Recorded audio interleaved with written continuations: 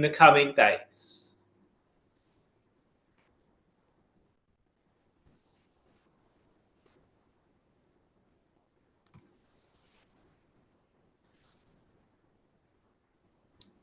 In 1 minute, we'll begin.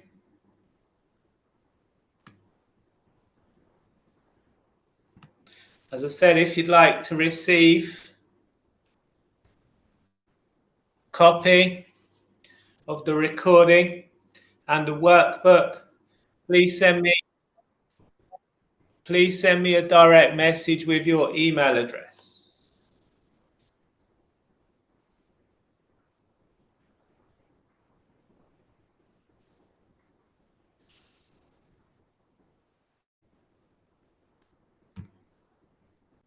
Okay, I will begin. Welcome to tonight's workshop. Tonight's workshop is all about stress. We're going to be looking at how you can manage and overcome stress with hypnosis. So the agenda.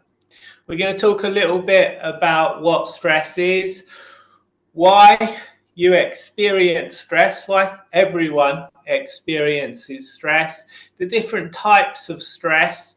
We're going to talk about emotional contagion and how emotions, including stress, can actually be contagious. We're going to talk about complex PTSD or CPTSD, the limbic system.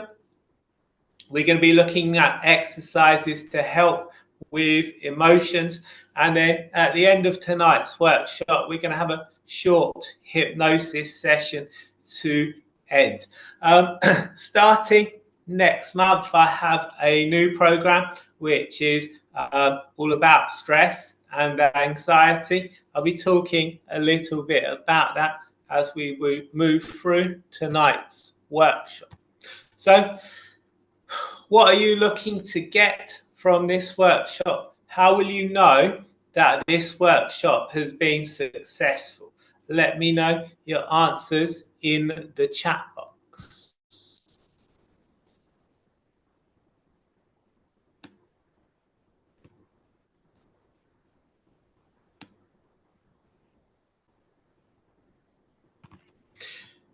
Now, if you want to receive a copy of the recording and the workbook, please send me your email address in the chat box. You can send a private message via Zoom. If you click the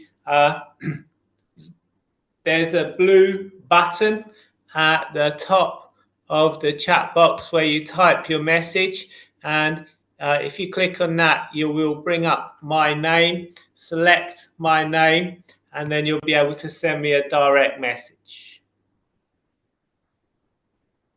So you'll be closer with your partner. You'll close down, calming down your neurotic symptomology. Excellent. You'll know how to define and better understand what stress is. Excellent. Better ability to deal with stressful situations.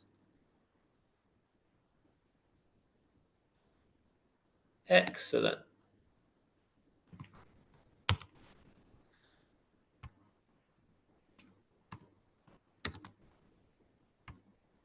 Okay, so these are all great things to be looking to get from tonight's workshop. And I'm sure we'll be able to help you with them. So what is stress? When we perceive a threat, we move into the fight or flight response. And our body is going to release all kinds of hormones, such as adrenaline, to give us energy quickly to allow us to fight back or run away from the threat. So stress is a hormonal reaction to stresses, and stressors are threats. Those threats can be perceived or real.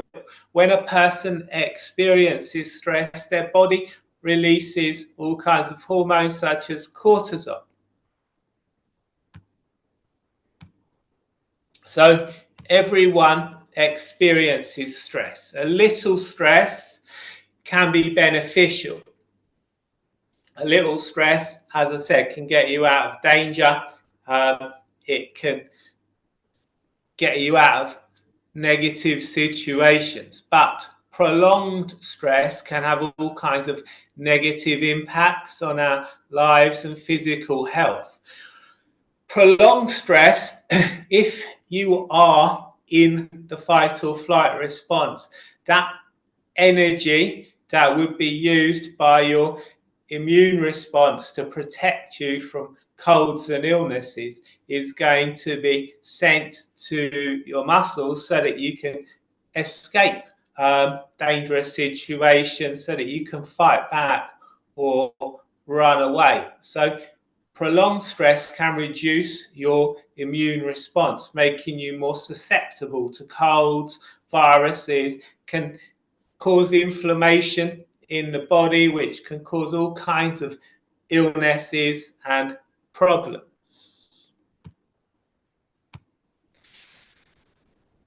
High cortisol levels can increase blood pressure. They can cause weight gain and inflammation, as I just said. Living with stress can cause stomach ulcers, irritable bowel syndrome, burnout, depression, heart disease. It can cause eating disorders and a lot more.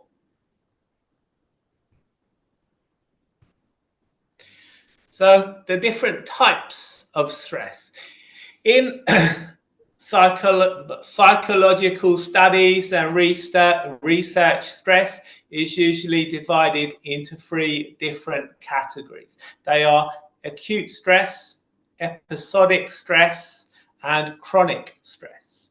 Acute stress is quite normal and it can be caused by new or challenging situations. You may experience acute stress when you avoid an accident, if you speak in public, or ride on a roller coaster. When someone experiences acute stress, they're moving into that fight or flight response. So the symptoms that you're going to experience are going to be symptoms that would allow you to get out of dangerous situations, such as an increased heart rate, which is going to get the blood flowing around your body, going to get the blood flowing to your muscles so you can fight back or run away. Sweating to allow you to cool down in any kind of physical activity that your mind perceives may be coming. You're going to be breathing more rapidly, trying to get more oxygen into your lungs, into your body, so that you can act physically. Episodic acute stress is when acute stress occurs repeatedly. Someone who's constantly exposed to stressful environments, such as fighter pilots or people who work to deadlines, may experience episodic acute stress. Repeatedly being exposed to stress is when it starts to become a problem. Spending long periods of time in the fight or flight response can cause anxiety, can cause migraines, because it will cause you to hold a lot of tension in your neck and shoulders, going to put a lot of pressure on your neck muscles, which can lead to migraines, high blood pressure, muscle tension. And when you're experiencing stress or anxiety, you're in the fight or flight response. And also part of the fight or flight response is anger. So it's very easy to go from stressed to angry, or from angry to anxious, because you're already on that scale. So does anyone have any questions with regards to anything I've covered so far?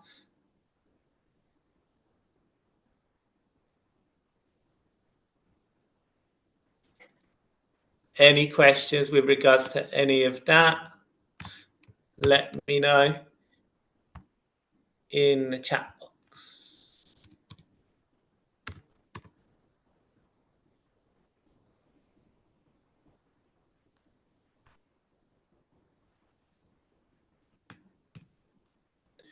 Fantastic. Then we come to chronic stress. Chronic stress is the big issue. Chronic stress occurs when someone is repeatedly exposed to stresses over a long period of time. So someone with an abusive boss or an abusive family, an abusive romantic partner may experience chronic stress. This kind of stress can cause weight gain, can cause insomnia, fatigue, and all of the acute stress symptoms that we've already covered.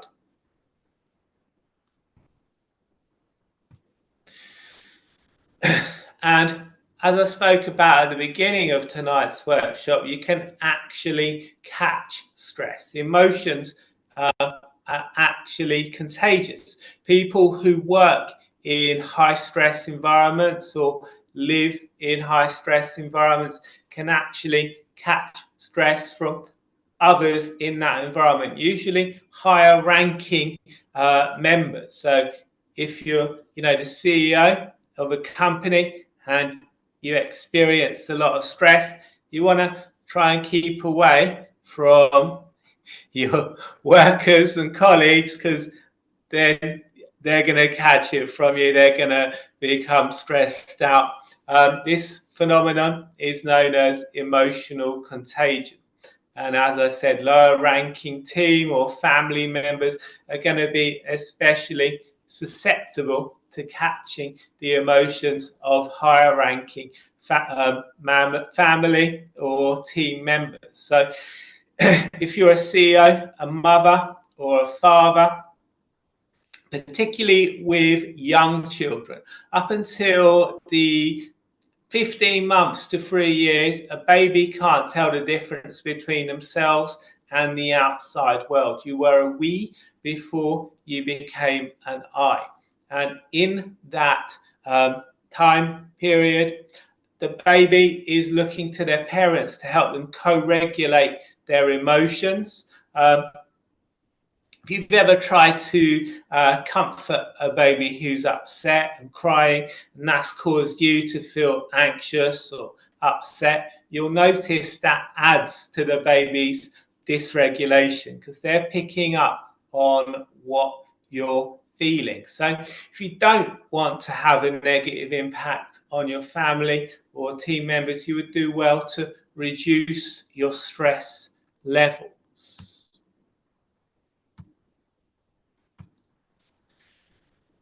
So stress is a feeling, and like all feelings and emotions, it serves a purpose. All humans and animals experience stress. Stress can alert a person when something is wrong, and it can give them the motivation to deal with a stressor or dangerous situation. If you're in an abusive environment, if you're around someone who is dangerous, it can give you the motivation to move away from that person, to move away from a dysfunctional relationship. But there's a difference between stress and stressors. A stressor is an occurrence or our perception of it that stresses us out. Anything that causes us to feel threatened or overwhelmed could be a stressor.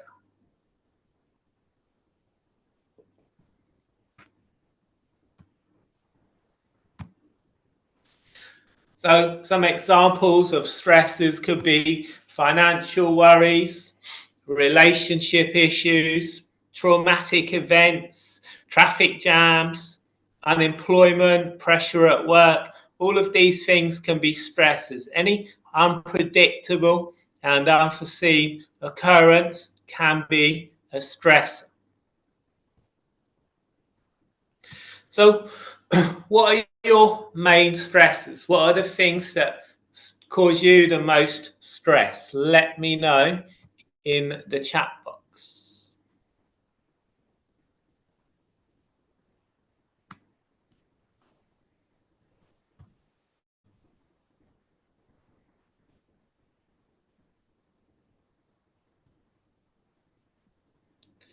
What are your main stresses? Let me know your main stresses in the chat box. Financial worries, bad bosses, money, work, relationships. Yep.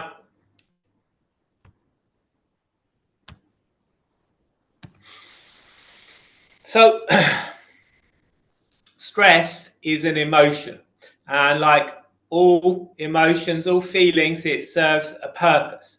Emotions are like warning lights on your car dashboard. If you're driving along and you're running low on fuel, a little light comes on to tell you that you need to go and get fuel. And you go to the petrol station or gas station. If you're American, you get some fuel and the little light goes off. Emotions work the same way. As I said previously, when you're experiencing stress, anxiety, or anger, you're moving into that fight or flight response. It's going to give you the energy to get out of dangerous situations, to fight back, or to run away. Many of us can become shamed out of our emotions. We all take on toxic shame to some degree.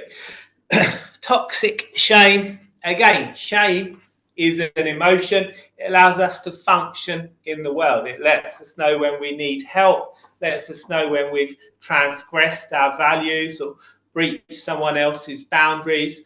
As children, shame enables us to separate from our parents in a safe way. Toxic shame is created when we internalize abuse, abandonment, criticism. All of these things are going to create toxic shame. As I said, everyone is going to develop toxic shame to some degree, particularly if you grow up with some form of dysfunction. Some estimates say that could be as much as 80% of people. A child, if they are growing up in a dysfunctional environment, they don't want to see their parents as bad because that could be life-threatening. So they internalize that dysfunction, and it doesn't have to be extreme dysfunction. Just growing up in an environment where there's a lot of arguing, the child's going to internalize that. They're going to think it means there's something wrong with them. It's going to create toxic shame. And society as a whole shames us out of our emotions. Anger is the first emotion that most of us become shamed out of as children. That when we go to school, we're told to shut up, sit down, pay attention. Schools don't like angry children. So this shames us out of anger. It shames us out of our anger response. And anger is a very dangerous emotion to become shamed out of, because without it, we're going to take on more and more toxic shame until we become an object of contempt to ourselves. So growing up with toxic shame can make us feel ashamed when we need help, feel angry, sad, assertive, sexual, joyous, or even confident. And to cope with that toxic shame, we need to alienate it from ourselves.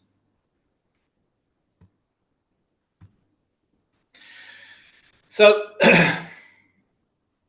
to try and suppress toxic shame, many people use food. Food is the most common substance that people use to try and suppress their emotions. So emotional eating is a very common form, a very common thing that people will go to try and suppress their toxic shame.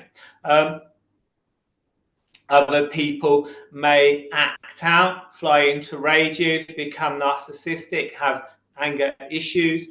Other people may act in through self-harm, addictions,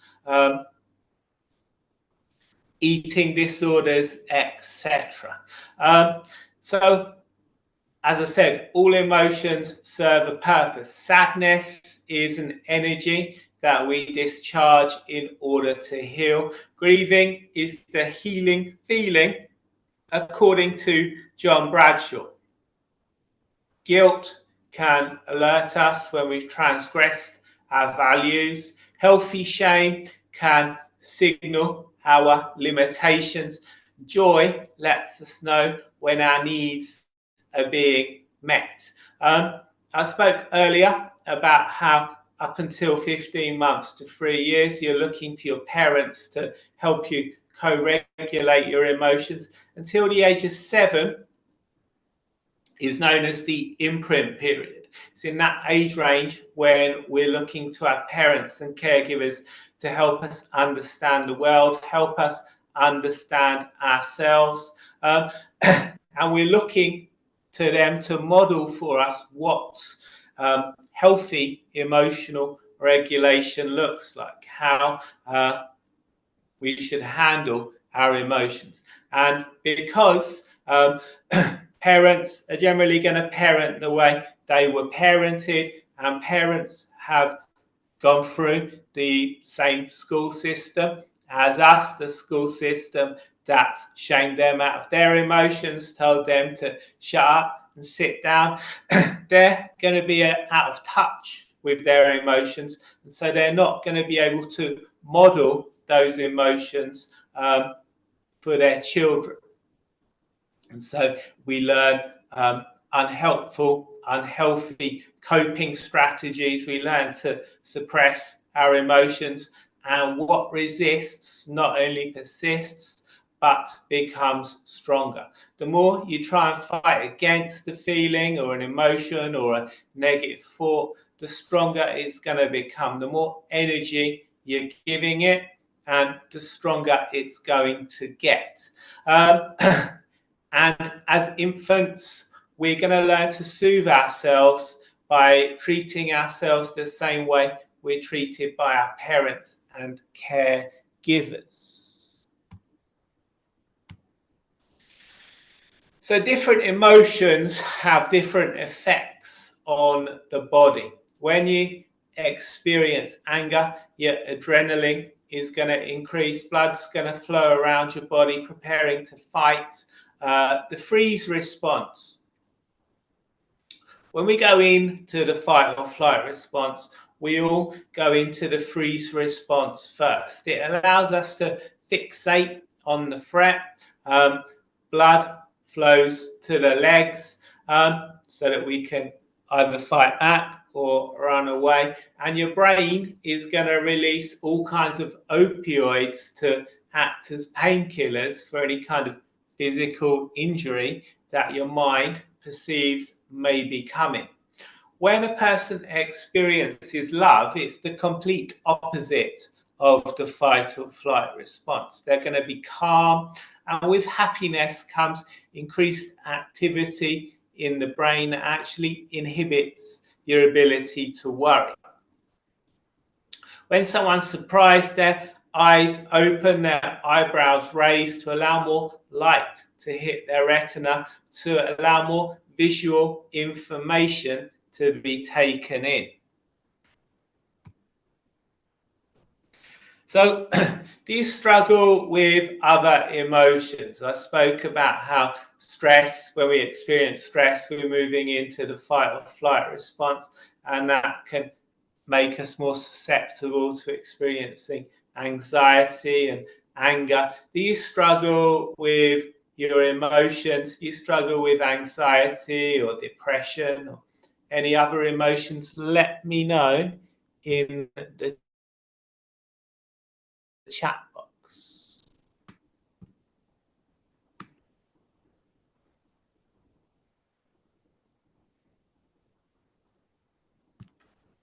Yeah.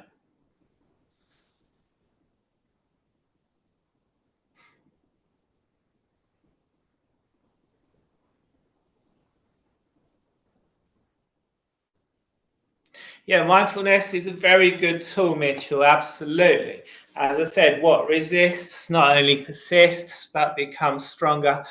Practicing mindfulness, having a regular mindfulness practice can allow you to become an observer, to see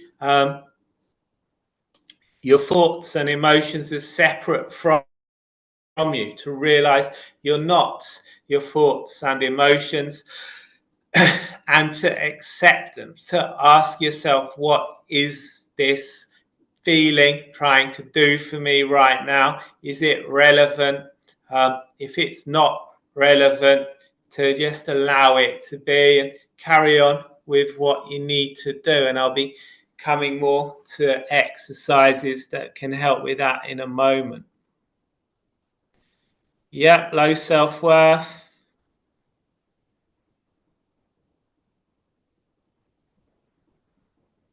Yeah. Yep, anger.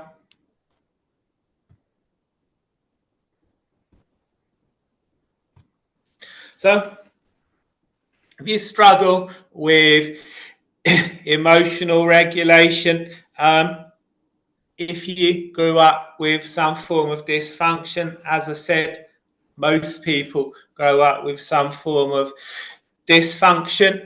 No one makes it out of childhood without experiencing some kind of trauma.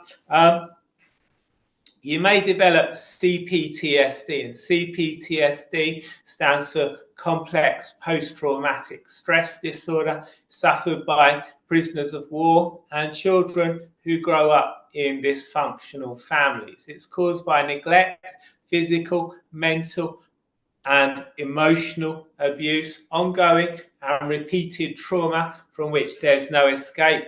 And for CPTSD to form, it requires a reliance on your abusers. So as a child, you're the perfect candidate to develop CPTSD because you can't fight back, you can't run away. And as I said, parents are generally going to parent the way they were parented. They've gone through that school system that shamed them out of their emotions. So although they're doing the best they can with what they have, they still have that generational trauma which they are going to pass on to their children. So the symptoms of CPTSD are going to include issues with emotional regulation or emotional dysregulation, acting out, becoming narcissistic and abusive, or flying into rages, acting in, addictions, eating food, etc. You can have a constant feeling of unease, like there's something wrong with you, a negative self-image. You can have relationship issues. Relationships are often going to be very intense from the start and short-lived. Dissociation, flashbacks can be a form of dissociation.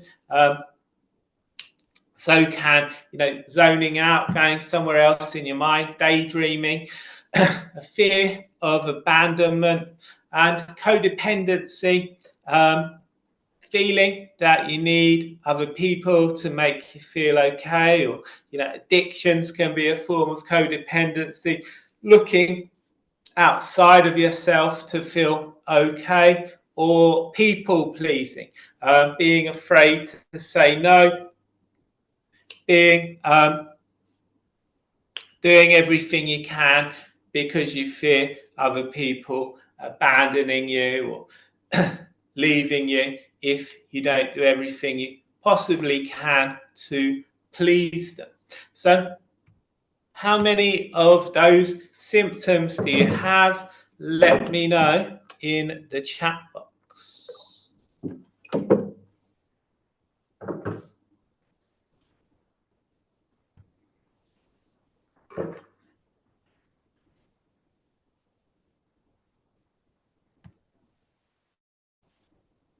Five or six, yeah.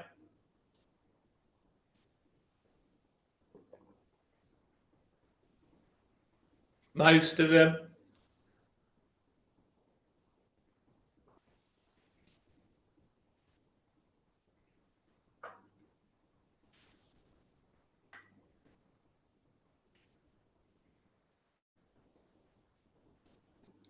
Absolutely.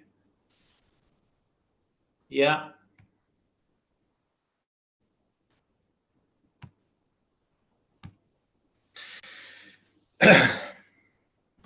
So as I said, I have a 4-week stress and anxiety program, which is going to be starting in March. And in the chat box now, I'm going to share details with that with you. So in the chat box now, I'm pasting 3 links. The first link is to book a call with me if you want to find out more about one-to-one therapy or either of the programs. The second link is to find out more about the Inner Child program, which will be happening in April. That's a 4-week program. On the program, we do exercises to connect with the inner child. At the end of every session, we do a hypnosis session to reconnect with the inner child, to make the inner child feel safe, feel secure, to release toxic shame. And the third link is to the stress and anxiety program. Stress and anxiety program is a new program, and you can get that for the very special introductory price of just £50. And you can find details of that on the third link.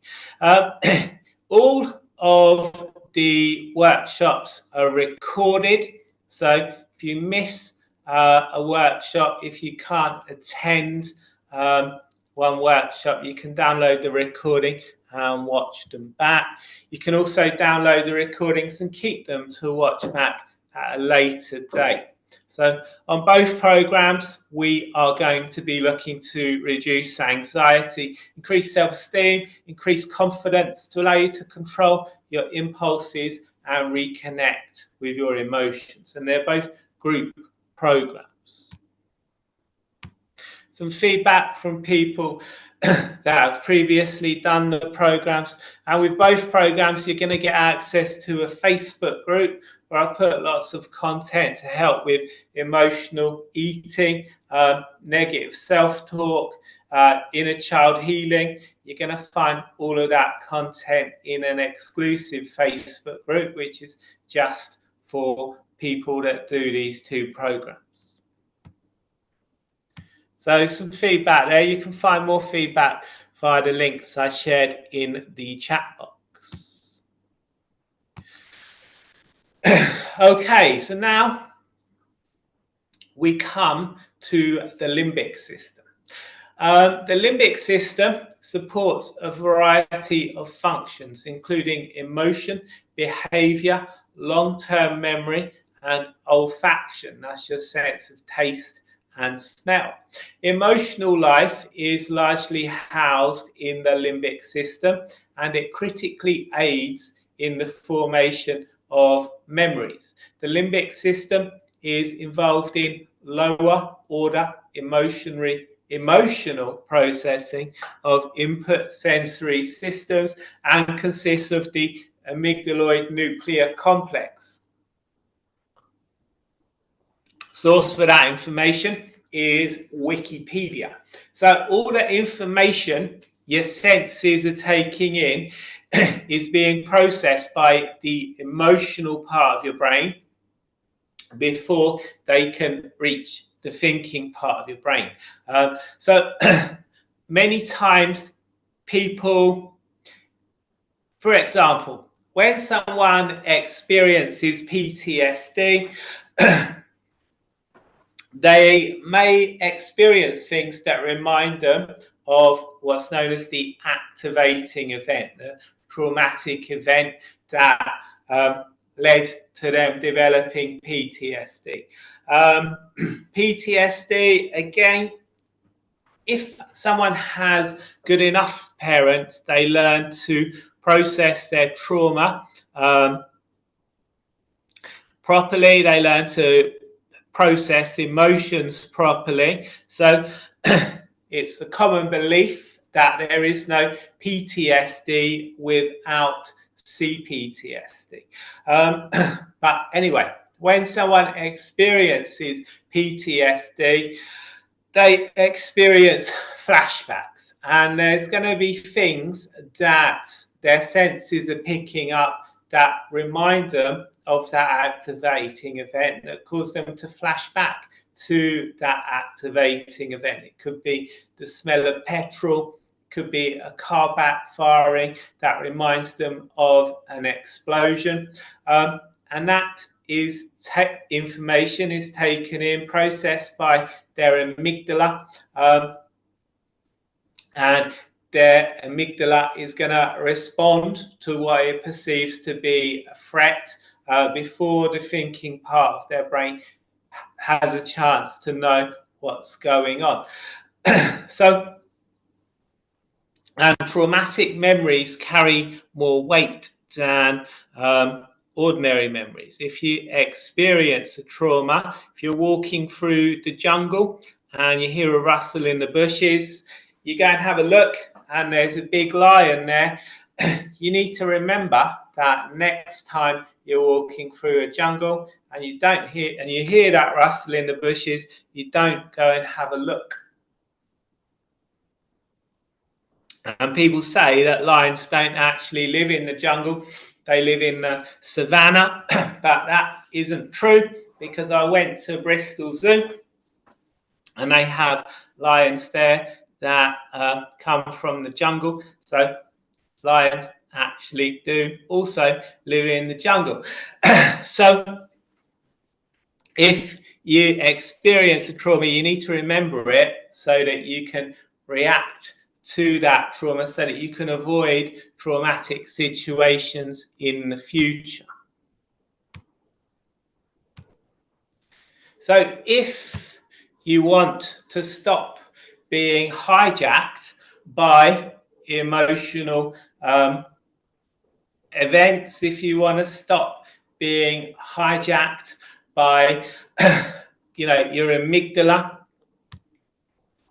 emotional flashbacks, as they are called when referring to CPTSD, you need to regulate your limbic system, or re-regulate your limbic system. Information, as I said, is processed by this part of the brain before the thinking part of the brain.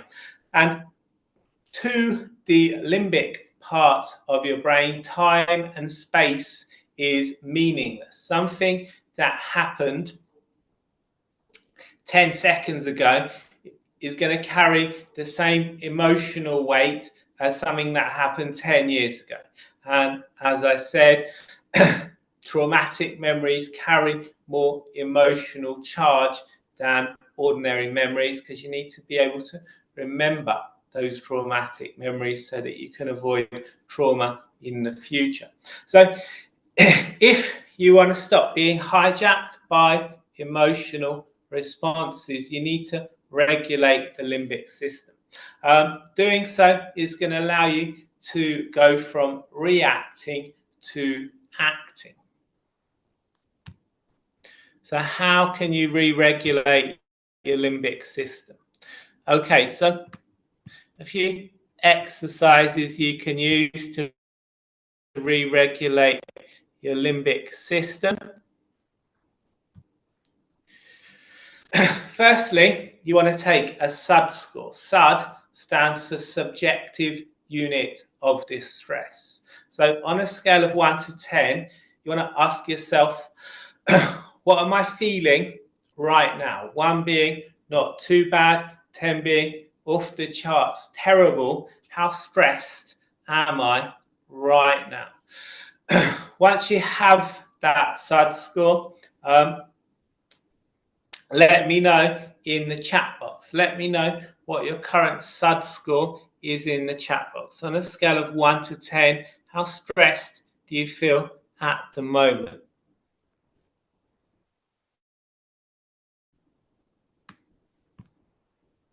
Let me know your answers in the chat box.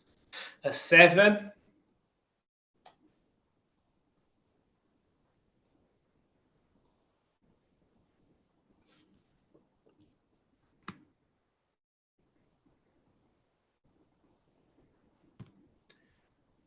five, 5. So most of you are pretty low.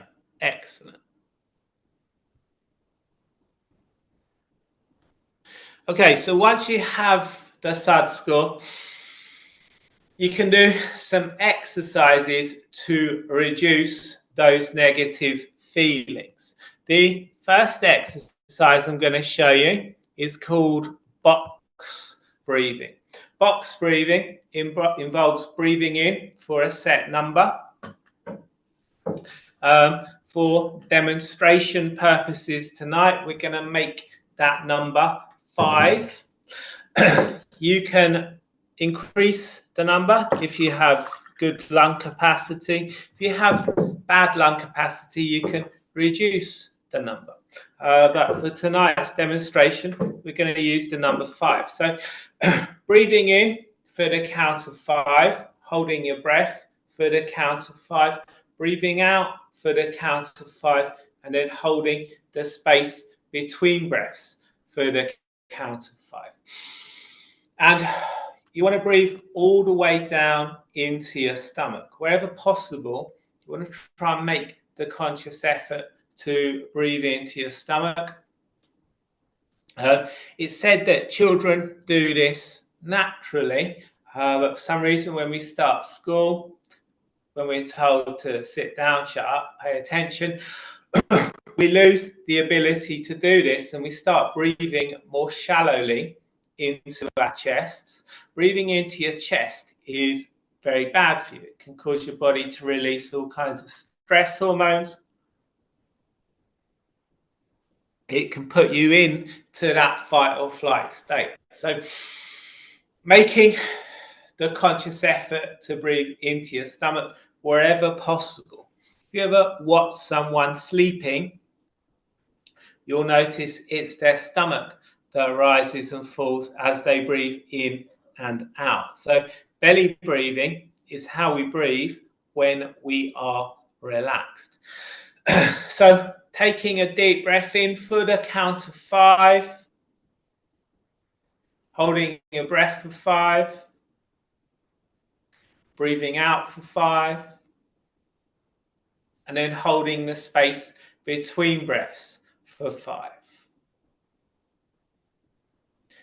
If you'd like to try a couple of rounds of that on your own right now. Breathing in for 5,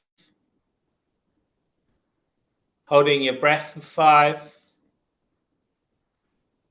breathing out for 5, and then holding the space between breaths for 5.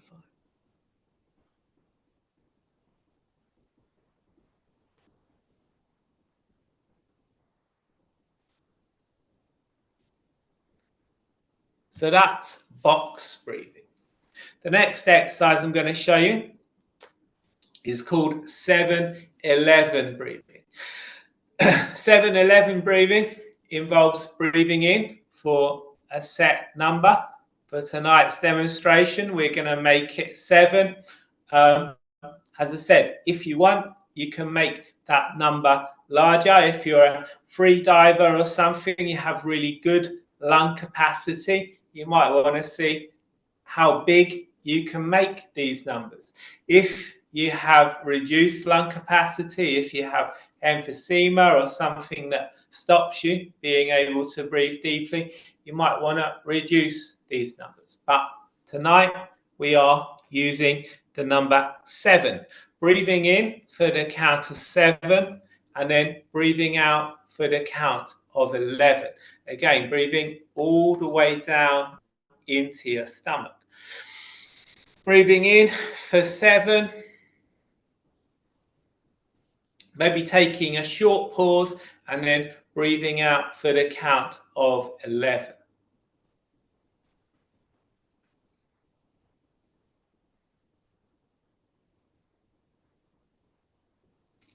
And the theory on why this works is because you're elongating the out breath, and by breathing out for longer than you're breathing in, you're telling your mind that the information that your senses are taking in says it's safe. Because if you were in a life or death situation, you wouldn't be breathing out for longer than you were breathing in. You'd be trying to get as much air into your lungs as possible so that you can fight back or run away. Something else you can do in this regard is actually to chew gum. Again, if you were in a life or death situation, you wouldn't be stopping off to have a snack. So chewing gum can trick your mind into thinking that you're eating something, which is going to tell your mind that the information all your senses are taking in says it's safe. It's going to move you out of that fight or flight state. And if you've, maybe a football fan, you probably see football managers such as, from a few years ago, Alex Ferguson was very famous for chewing gum during matches. Chewing gum has actually been scientifically proven to reduce stress levels, to improve focus, to allow people to concentrate. So that is that. The next thing I'm going to show you is called EFT, or Emotional Freedom Technique. I'm not going to show you the full EFT sequence, but it is in the workbook. So if you want to receive that, send me a direct message with your email address and I will send it out to you.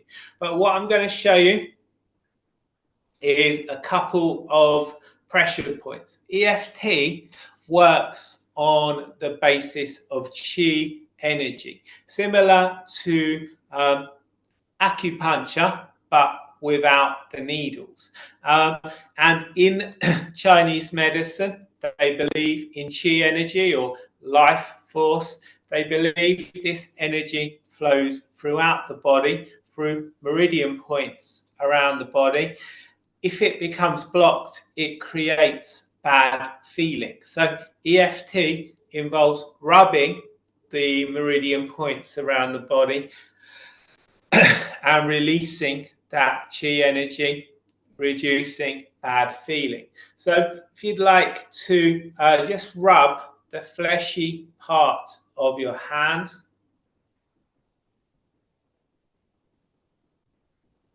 you should notice that you find that soothing. You should notice that that helps you feel calmer, feel more relaxed.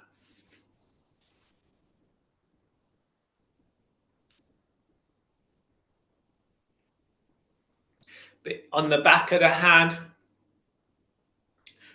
between the tendons of the little finger and the ring finger, if you rub in there, you should feel it seems a little sore. You feel that soreness, you know that you've got the right point. This is called the 9 gamut point in Chinese medicine. Rubbing there, you should find that soothing as well. And this can be a very discreet way to relax if you are in a work environment and you're feeling stressed. You can rub these points. If you're in, I don't know, if you're on the tube or the metro and you don't like being in a encased in a steel tube, flying through tunnels, causes you to get anxious, you can rub these points very discreetly and allow yourself to calm down.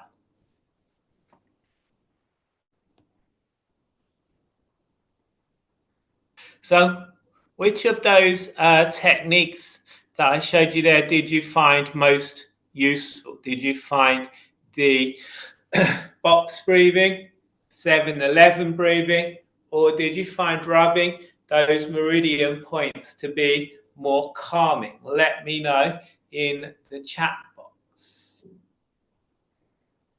can also check in with yourself. Take that SUD score again. Ask yourself on a scale of 1 to 10, what am I feeling right now? And let me know in the chat box if that SUD score has gone down for you. Yep, as I said, EFT will be in the workbook.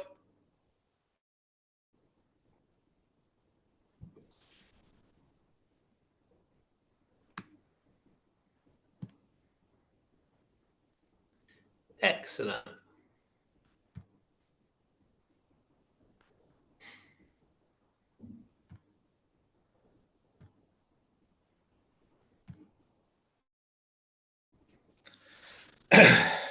So something else you can do is to have a regular relaxation practice.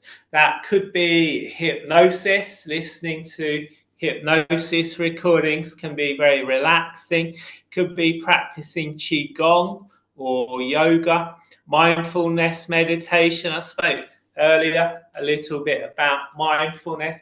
People think that mindfulness and meditation means clearing your mind of thoughts, becoming, completely empty in the head. It doesn't mean that. It means becoming more aware of your thoughts and feelings. It means noticing your thoughts and feelings and not fighting them. As I said earlier, what resists not only persists but becomes stronger by just noticing those thoughts and feelings, seeing them as separate from you, becoming an observer. You stop being controlled by them. You're allowed to say, okay, I'm feeling stressed right now. Is this feeling relevant? Is there any immediate threat or danger? If there is, obviously you need to remove yourself from that situation. But if there isn't, you can say, okay, I'm feeling this right now. It's not relevant. You can just allow it to be and not fight against it. Reconnect with your emotions. So I spoke earlier about how we can become shamed out of our emotions as children, how what resists not only persists but becomes stronger. It's okay to feel emotions. One way you can start to reconnect with your emotions is by setting an alarm on your phone or whatever device you carry around with you that lets you know, when you need to do things. And when that alarm goes off, check in with yourself. Ask yourself, what am I feeling right now? Be as specific as you can be. If you put emotion wheel into Google, click images, you're going to bring up a big chart or wheel of emotions. In the middle of that wheel are going to be your core emotions: happy, sad, angry, anxious. And then moving out from those emotions are going to be more specific emotions within that. So if it's sad, why are you feeling sad? Is it grief? If it's happy, why are you feeling happy? Is it joy? Anger could be rage. If you're feeling anxious, it could be because you are scared, etc. Be as specific as you can be. Take that SUD score that I showed you just now. Ask yourself what caused the feeling, what increases the feeling, what decreases the feeling, what evidence is there to support the feeling, and Yeah. What decreases the feeling? What increases the feeling? What thoughts relate to the feeling? And the more you do that, the more you're going to start to connect with your emotions, and the more you'll find yourself doing that naturally when you find yourself being triggered, moving into an emotional response. You'll find yourself doing that exercise naturally to start to have more control over your emotional responses. Does anyone have any questions with regards to any of that? Let me know in the chat box.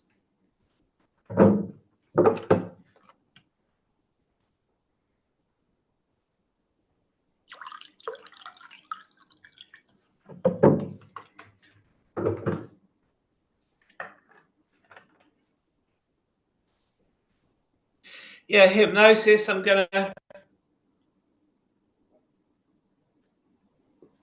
talk more about what hypnosis is in a moment. But when a person experiences stress or particularly anxiety is about, focusing on future events, about imagining the worst case scenario. One of the benefits of hypnosis is, that it's going to use your imagination, and more you use your imagination, the more you're going to be able to take control of your imagination and stop it from, creating anxiety inducing events in your mind. But I'm going to speak more on that in a moment.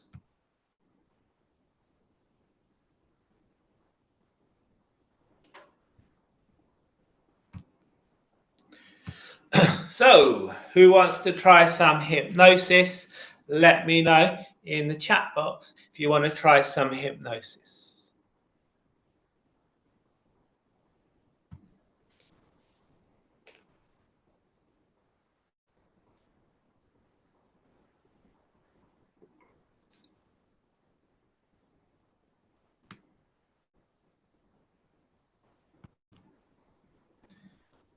Excellent.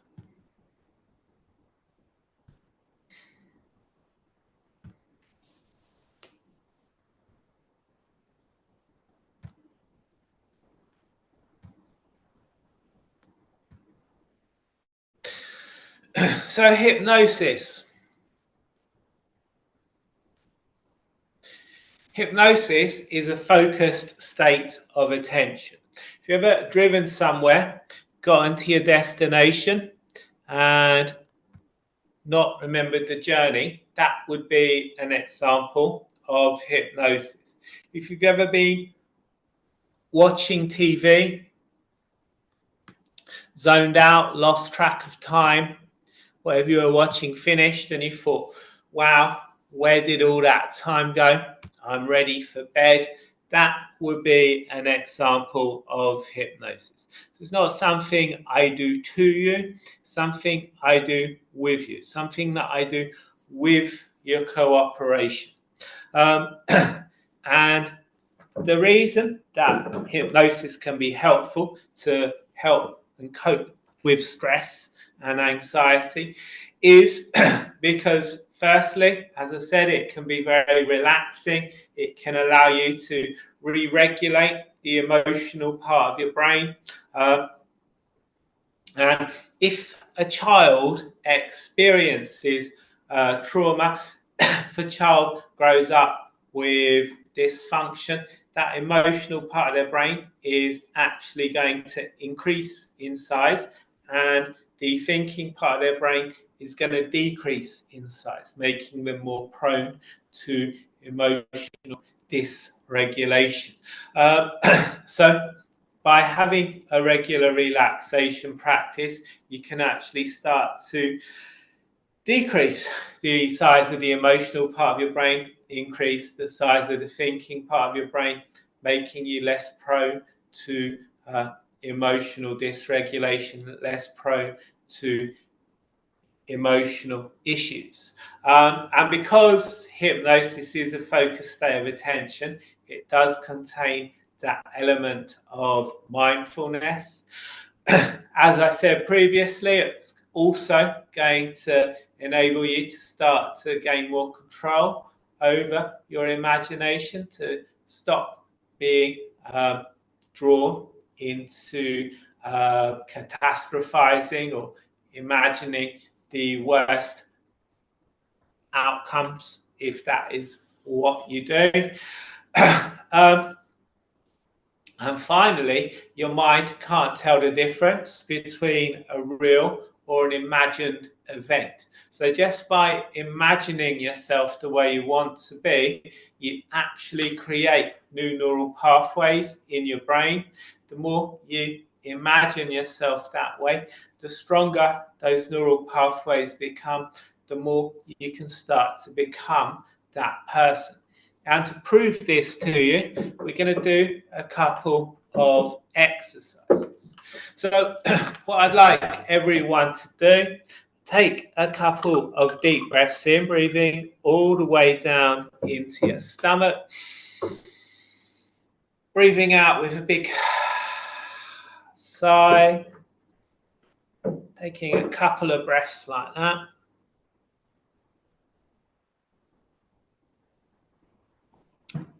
Now I'd like you to hold your hands out in front of you, like so, with your arms straight. Turn your left hand with your palm facing up. Keep your right hand with your palm facing down. Take a deep breath in. Breathe out with a big sigh. Allow your eyes to close. With your eyes closed, I'd like you to just imagine, only imagine, that in your left hand we've placed some heavy leather-bound books. And those heavy books are weighing down on that left hand. They're the kind of old books that you... old leather-bound books. I wonder if you've ever been into your library and seen those big leather-bound books. To your right hand, we've tied some helium balloons, and those helium balloons are rising up, taking that right hand with them. So your left hand is sinking lower as your right hand is rising up. Just imagine that. Don't try to resist or assist it in any way. Just imagine it. Those heavy books in that left hand. Those helium balloons on that right hand. The left hand sinking down as the right hand rises. Sometimes when we do this exercise, people tell me that they can feel their left arm becoming tired, as though it's really holding those heavy books. And then leaving those hands where they are, open your eyes and see if you can notice a difference between those hands. If you notice a difference between those hands, let me know in the chat box.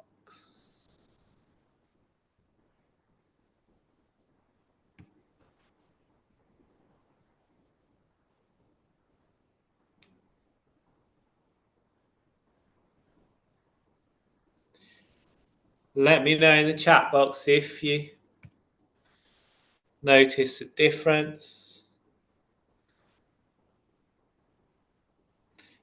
Yep, your left hand got tired.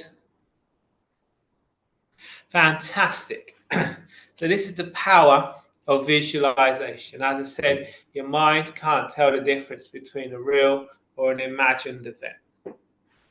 Are some people resistant to hypnosis? No. As I said, hypnosis is a perfectly natural state, something that we all experience several times during the course of a day. But some people do have trouble visualizing. There's a condition which is a very rare condition. It's called aphantasia, which when someone experiences that, they don't have any ability to visualize. They have trouble with memory, because your memories are stored, as kind of visual files. You remember faces. To remember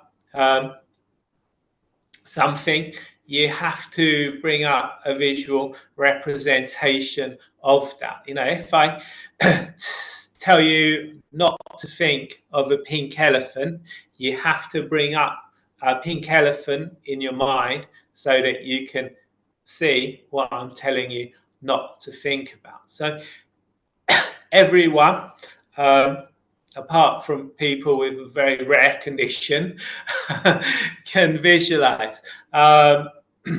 So yeah, but it is like a muscle. The more you do it, the easier it becomes to do it. So the more you, as I said earlier, the more you train your mind to focus on things you want it to focus on, the better you're going to become focusing on the things you want to focus on. The less you're going to catastrophize and imagine negative events occurring. So hopefully that answers your question. Another exercise. So again, taking a deep breath in, breathing all the way down into your stomach. As you breathe out, allow your eyes to close. And with your eyes closed, I'd like you to just imagine, only imagine, that you're walking into your kitchen.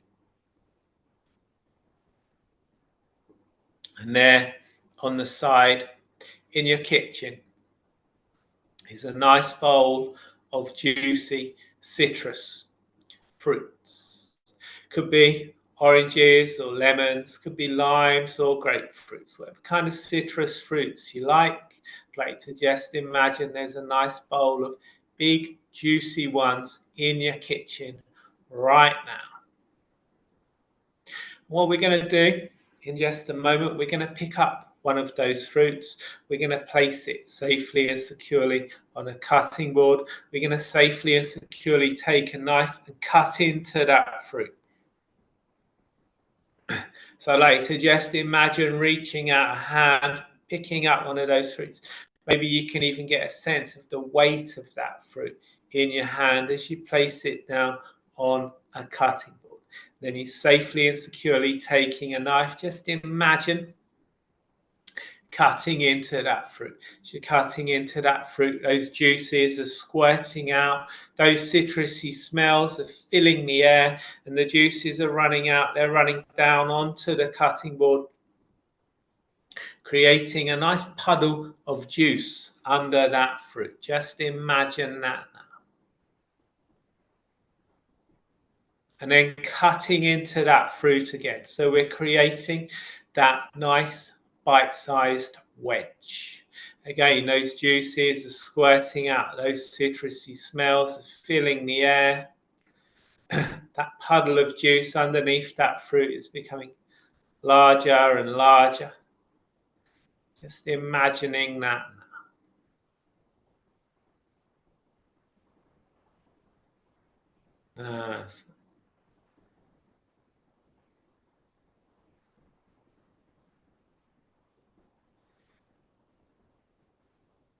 So now we've got this nice bite-sized wedge of fruit. We're going to pick it up. Maybe you can imagine, again, reaching out. The way all the muscles and tendons in your arm work together as you reach out and pick up that fruit. Shaking off any excess juices, lifting that nice wedge of fruit up towards your face. Smelling those citrusy smells, placing that fruit in your mouth and biting that. So you're biting down on that fruit. Those juices are exploding in your mouth. Those citrusy flavors are tingling your taste buds, and the juices are running out, running down your face and dripping off your chin. Just imagine that now. And then when you're ready, you can open your eyes and let me know in the chat box if that exercise made your mouth water. Let me know in the chat box. Did that exercise make your mouth water?